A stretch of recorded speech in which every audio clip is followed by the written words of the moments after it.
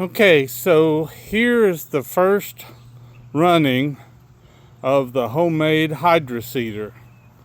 You've got a water tote, 270 gallon approximately, 7 horse, 150 gallon a minute, semi-trash pump, a diverter valve, and 2 hoses going to the replenishment of the water tote, and 1 hose here in the middle that is the supply line for the pump.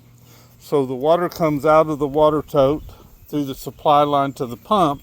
The pump pumps it directly back into the water tote, and thereby stirring, or they call it in the industry, jetting the contents of the water water tote, which will contain seed, fertilizer, cellulose pulp, and tackifier, which is a kind of glue that will hold everything together and also hold the soil in place if it's on an incline.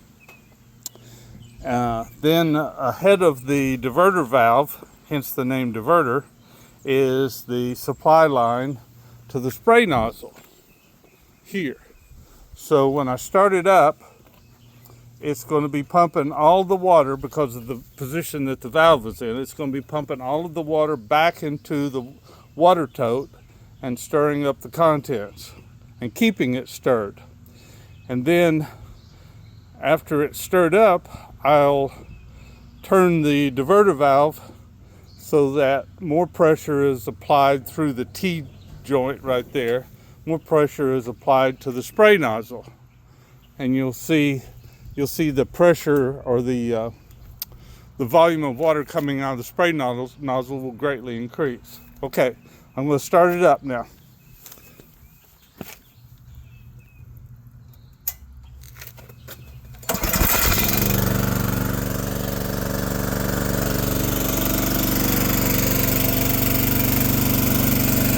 Okay, so you see the amount of volume that's coming out of the spray nozzle, and I have an on-off lever here so that I can control it while I'm working. But there's the volume coming out with the diverter valve switched to the water tank. And when I change the direction of the diverter valve,